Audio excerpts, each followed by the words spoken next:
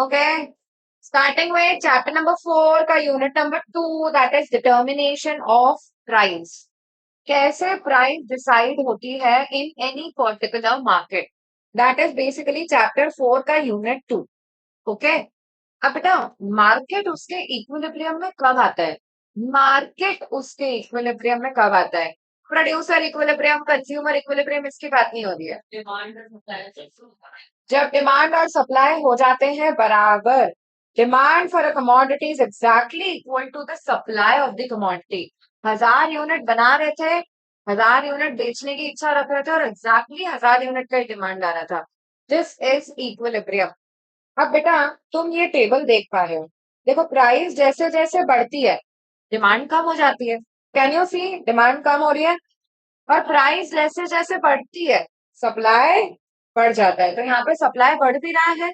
तुम मुझे बताओ तुम्हारा इक्विलिब्रियम कहाँ आ रहा है, जहाँ डिमांड सप्लाई बराबर हो रहा है, कहाँ पे हो रहा है?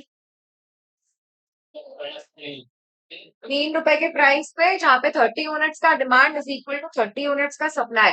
तुम मुझे बताओगे 3 रुपए की प्राइस क्या कहलाएगी? Equilibrium price. और ये क्वांटिटी क्या कहलाती है? Equilibrium quantity. ग्राफिकली बनाओगे तो तुम्हारा डिमांड कर्व डाउनवर्ड स्लोपिंग बनेगा और तुम्हारा सप्लाई कर्व ऊपर की तरफ जाएगा, अपवर्ड स्लोपिंग बनेगा। डाउनवर्ड स्लोपिंग या अपवर्ड स्लोपिंग हमेशा ओरिजिन से देखा जाता है। अरे राइट। तो बेटा जहां डिमांड और सप्लाई कर्व इंटरसेक्ट कर रहे हैं ये पॉइंट ऑफ इक्विलिब्रियम है। इससे अगर तुम परपेंडिकुलर ड्रॉप करोगे, as you know Y axis पे क्या लिया जाता है? वाई एक्सिस पे लिया जाता है क्या? प्राइस। और एक्स एक्सिस पे क्या लिया जाता है? क्वांटिटी। तो ये जो प्राइस आ रही है ये कहलाती है इक्विलिब्रियम प्राइस। और ये जो तुम्हारी क्वांटिटी आ रही है इक्विलिब्रियम पे, यही है तुम्हारी इक्विलिब्रियम क्वांटिटी। कृपया ध्यान दें, इक्विलिब्रियम प्राइस का दूसरा नाम होता है मार्केट क्लियरिंग प्राइस। क्या बोलते हैं इसको? Market clearing price. एक ऐसा प्राइस जिसमें मार्केट खुद को क्लियर कर रहा है। 3 रुपए इज अ प्राइस जिसमें मार्केट खुद को क्लियर कर रहा है। इसका मतलब ये है कि ना तो प्रोड्यूसर के पास कोई अनसोल्ड स्टॉक बचा है और ना ही कोई अनफुलफिल्ड डिमांड बची है। ठीक है, the price at which market clears itself. Now this equilibriums कब कब आएंगे? सबसे पहला situation, when there is a change in demand. पहली सिचुएशन में चेंज इन डिमांड की दो कैटेगरीज हो सकती है, या तो there will be an increase in demand या फिर decrease in demand.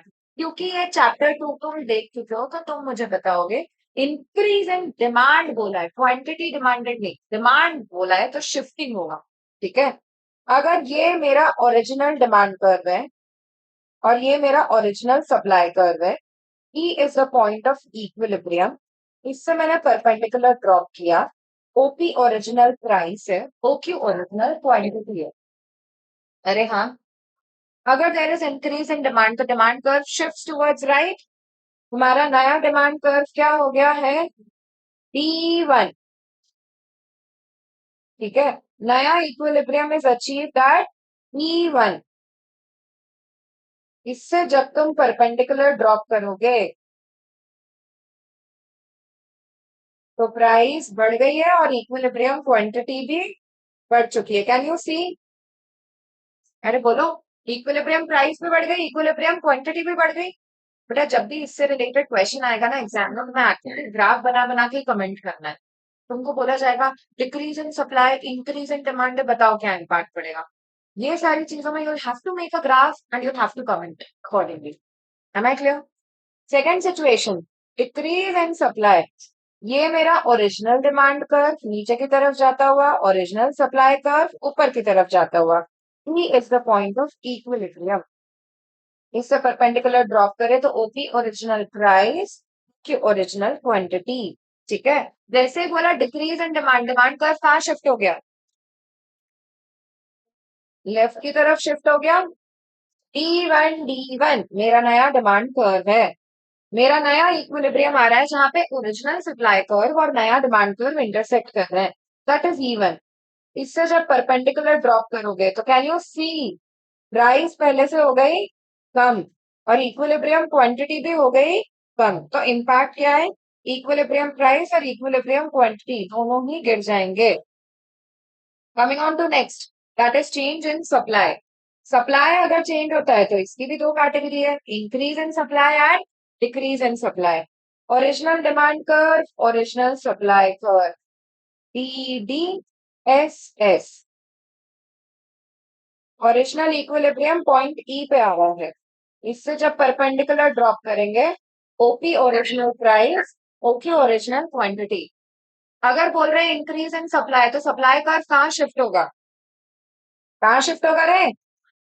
Rightward shifting of supply curve होगा। E1 मेरा नया इक्विलिब्रियम है, इससे मैं परपेंडिकुलर ड्रॉप करूं तो इक्विलिब्रियम प्राइस पे क्या असर पड़ रहा है? कम हो गई, और इक्विलिब्रियम क्वांटिटी बढ़ गई। Final impact, equilibrium price falls, equilibrium quantity rises.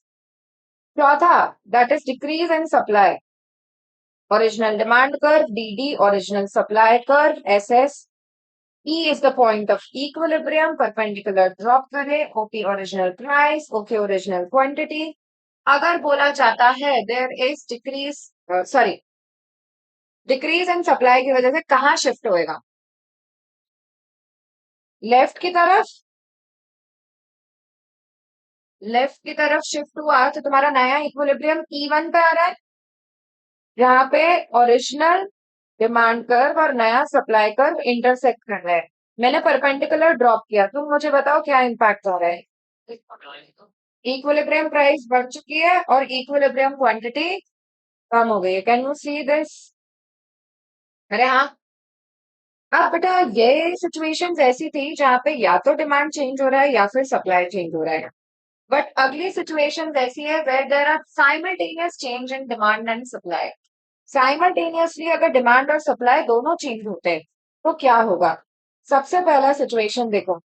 पहला सिचुएशन है wherein increase in demand is equal to increase in supply. दूसरा सिचुएशन है increase in demand is greater than increase in supply. नहीं, उल्टा हो गया ना। Increase in supply is greater than increase in demand. और तीसरा सिचुएशन है increase in demand is greater than increase in supply. अरे बोलो, अब बताएं। ये ओरिजिनल डिमांड कर्व, ये original demand curve, sorry, and ये ओरिजिनल सप्लाई कर्व, एक पॉइंट ऑफ इक्विलिब्रियम। इससे मैंने परपेंडिकुलर ड्रॉप किया तो OP original price, OQ original quantity. अगर मैंने बोला कि डिमांड और सप्लाई दोनों इंक्रीज हुए हैं तो दोनों में कैसा शिफ्ट होगा? Right word. और दोनों में सेम इंक्रीज हुआ है तो दोनों में गैप तुमको रखना पड़ेगा सेम। ठीक है, दोनों में सेम गैप से चेंज करना है। P1 नया डिमांड कर्व, S1 नया सप्लाई कर्व। नया इक्विलिब्रियम कहाँ आया? E1 पे। बेटा दोनों में अगर गैप सेम रखी है तो यू कैन सी प्राइस में चेंज आया क्या? नहीं, लेकिन इक्विलिब्रियम क्वांटिटी बढ़ गई है। इक्विलिब्रियम प्राइस पे कोई इंपैक्ट नहीं है। इमेजिन 100 यूनिट की डिमांड थी, 100 यूनिट का सप्लाई था, 200 यूनिट का सप्लाई हो गया, 200 यूनिट की डिमांड हो गई। प्राइस में क्यों चेंज आएगा? प्राइस में कोई चेंज नहीं आएगा, सिर्फ क्वांटिटी बढ़ जाएगी। Am I clear? ओके। दूसरा सिचुएशन, ये ओरिजिनल डिमांड कर्व है, ये ओरिजिनल सप्लाई कर्व है S. E the point of equilibrium, perpendicular drop किया अपन ने। ठीक है, OP original price, O Q original quantity. अगर बोला जा रहा है सप्लाई में बड़ा चेंज है डिमांड के कंपैरिजन में, दोनों राइटवर्ड शिफ्ट होंगे। सप्लाई में ज्यादा गैप रखना है और डिमांड को भी राइट की तरफ शिफ्ट करो, लेकिन गैप रखो कम। नया इक्विलिब्रियम जहां पे नया वाला डिमांड कर्व और नया वाला सप्लाई कर्व इंटरसेक्ट कर रहे हैं, कहां पे? That is E1। इससे मैंने परपेंडिकुलर ड्रॉप किया, बताओ इम्पैक्ट। OP1 नया प्राइस, OQ1 नया क्वांटिटी। इक्विलिब्रियम प्राइस पे क्या असर पड़ा है? और इक्विलिब्रियम क्वांटिटी बढ़ गई है। तीसरा और आखिरी सिचुएशन, जहां पे ये ओरिजिनल डिमांड, ये original supply, E the point of equilibrium, perpendicular drop करेंगे, OP original price, OQ original quantity. When I say increase in demand is greater, तो डिमांड में ज्यादा बड़ा शिफ्ट लेना है D1, और सप्लाई में राइटवर्ड शिफ्ट तो लेना है बट छोटू सा लेना है। तो नया इक्विलिब्रियम यहाँ पे आ गया E1। बताओ परपेंडिकुलर ड्रॉप करने पे क्या कंक्लूजन निकला? प्राइस पहले के कंपैरिजन में बढ़ गई है और क्वांटिटी भी पहले के कंपैरिजन में बढ़ चुकी है। इक्विलिब्रियम प्राइस भी बढ़ गई, इक्विलिब्रियम क्वांटिटी भी बढ़ चुकी है। बेटा अगर तीनों चीजों में तुम देखोगे, तीनों सिचुएशन में डिमांड और सप्लाई दोनों बढ़ता है, और क्वेश्चन को मैं क्लैरिफाई नहीं कर रही हूँ डिमांड में ज्यादा चेंज है या सप्लाई में, तो इन दिस पर्टिकुलर सिचुएशन एक चीज पक्की है, क्या? इक्विलिब्रियम क्वांटिटी तो तीनों में बढ़ रही है, लेकिन प्राइस पे क्या असर पड़ेगा ये हम कमेंट नहीं कर पाएंगे टिल द टाइम हमको क्वेश्चन ने ये ना बोला हो कि डिमांड में ज्यादा चेंज है, सप्लाई में ज्यादा चेंज है, या दोनों में बराबर का चेंज है। ओके, क्वेश्चन ऐसे आते हैं, स्ट्रॉबेरी की प्राइस डिमांड डिमांड बढ़ गई है और स्ट्रॉबेरी की सप्लाई भी बढ़ गया है, बताओ क्या इम्पैक्ट पड़ेगा? तो your correct option will be equilibrium quantity में बढ़ रहा है, लेकिन इक्विलिब्रियम प्राइस पे क्या इम्पैक्ट है that is going to be uncertain. समझे क्या? ओके, अब आ जाते हैं अगले तीन सिचुएशन पे।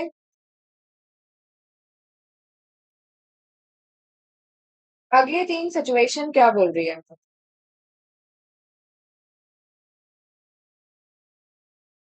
तो बेटा ये पूरा उल्टा है जो ऊपर तीन पढ़े थे अपन ने उसके कंपैरिजन में। अब ये वाला सिचुएशन है where decrease in demand is equal to decrease in supply. ठीक है, this is the fourth situation. Decrease in demand is equal to decrease in supply. ये ओरिजिनल डिमांड कर्व है क्या? अरे बोलो है क्या? और ये ओरिजिनल सप्लाई कर्व है एस। अगर मैं बोल रही हूँ दोनों में बराबर का चेंज हुआ है, पीछे की तरफ शिफ्ट हुए हैं, तुम्हारा पुराना इक्विलिब्रियम किस पे आ रहा है? पॉइंट ई पे। परपेंडिकुलर ड्रॉप करने पे OP original price, OQ original quantity.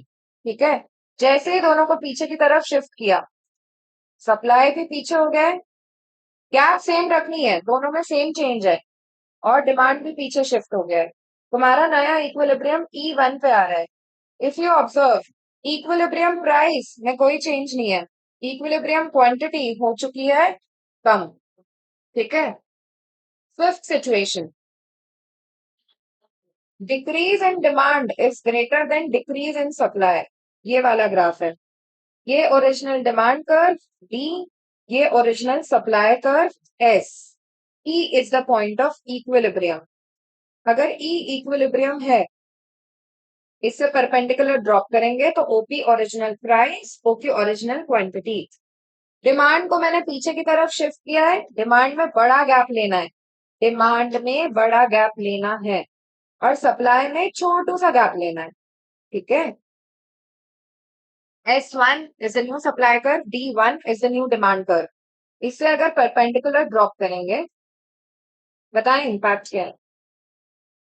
Even मेरा नया इक्विलिब्रियम आ गया था जहां नया डिमांड और नया सप्लाई कर्व इंटरसेक्ट कर रहे हैं। इक्विलिब्रियम प्राइस में क्या चेंज है?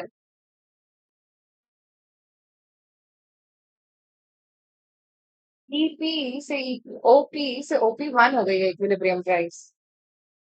कम हुई है या बढ़ी है?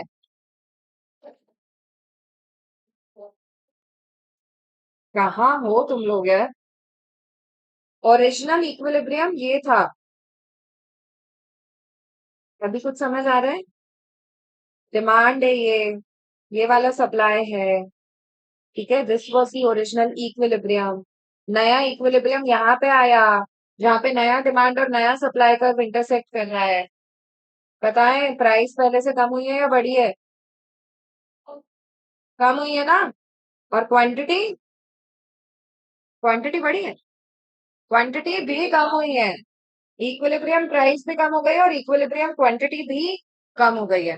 And finally, if this is your demand curve and this is your supply curve,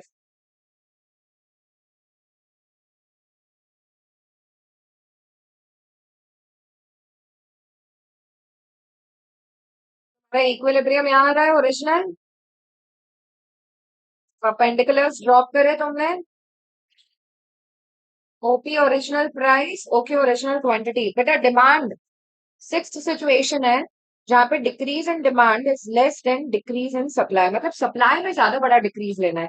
upward sloping graph supply होता है, इसमें तुमने इतना बड़ा डिक्रीज ले लिया S1, और इसमें तुमने छोटू सा डिक्रीज लिया T1, यानी कि नया इक्विलिब्रियम आ रहा है एट E1। इससे जब परपेंडिकुलर ड्रॉप करोगे,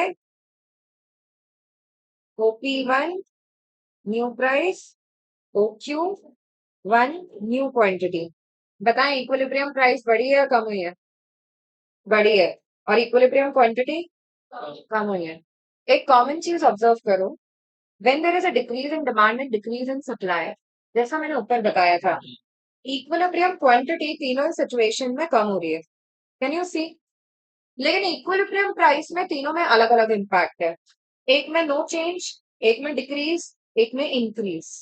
same thing applies when there is a decrease in demand and supply, we are sure कि इक्विलिब्रियम क्वांटिटी कम होएगा, लेकिन प्राइस पे क्या असर पड़ेगा इसके बारे में हमको नहीं पता।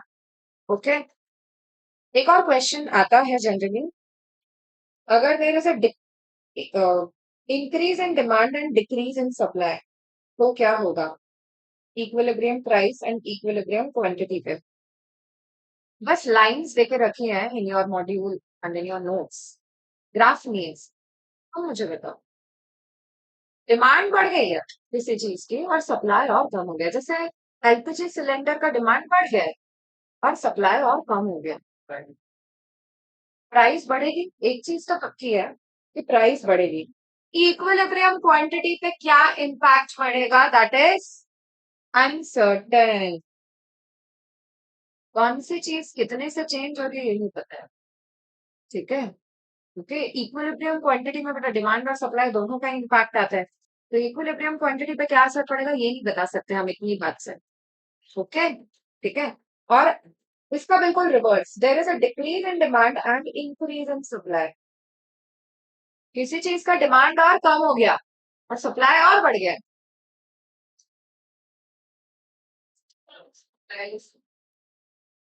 तो मतलब यार अब तुम हेल्थ कॉन्शियस हो गए हो और तुमने जंक फूड खाना बिल्कुल बंद कर दिया है, ऐसा अपन मान लेते हैं, ठीक है? तो जंक फूड का सप्लाई बहुत बढ़ रहा है लेकिन डिमांड ही नहीं है मार्केट में, तो प्राइस, बेटा प्राइस गिरेगी, डिमांड ही नहीं है मार्केट में, ठीक है? और सप्लाई और बढ़ाते जा रहे हो तो प्राइस तो गिरेगा ना यार। ओके, अरे इमेजिन टमाटर का भरपूर सप्लाई आ रहा है मार्केट में और टमाटर की डिमांड ही नहीं कर रहे लोग, गया सूप का सीजन, नहीं पीना चाहते लोग गर्मी में, तो अब क्या आएगा? प्राइस तुक्के में गिरेगी, लेकिन क्वांटिटी पे क्या असर होगा हम नहीं बता पाएंगे। समझ लो, पक्का? इसके साथ ये वाला यूनिट होता है खत्म।